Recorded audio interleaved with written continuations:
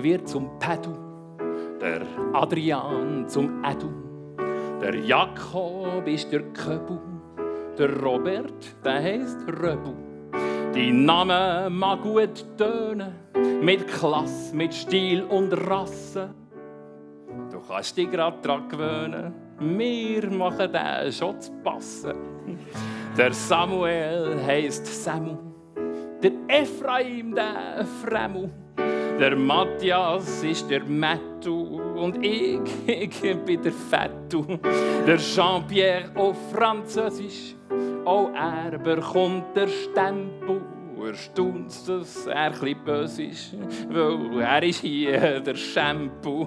Der Dardan wird zum Dardu, der Leonardo wird der Nerdu. Der Sergio ist der Sergio und der Giorgio der Giorgio. Sogar der stolz Juan Carlos, der trifft der Berndeutsch Bengu. Er wird seines Namenspaar los und heisst ganz einfach Juanku. Jetzt seid ihr dran.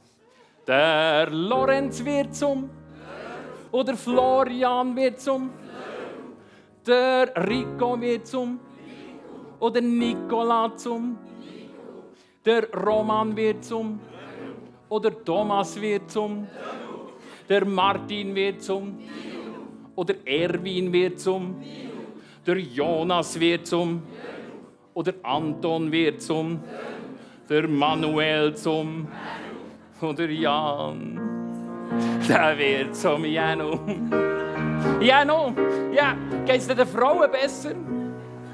Aus Monika wird Mone. Cornelia, das ist Gonne. Sandra wird zur Sandle. Die Amanda heisst jetzt Mändle. Die Melissa, das ist die Melle. Und Elian, die Elle. Katrin wird zur Katle. Und Tatjana, die heisst Tattle.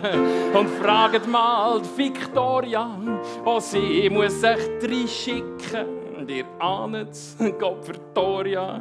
Hier in Bern, da heisst sie Ficken. Was für Namen sie auch geben. Wir Berner sind so frei. Es ist trotzdem alles vergeben. Wir machen, was wir wollen.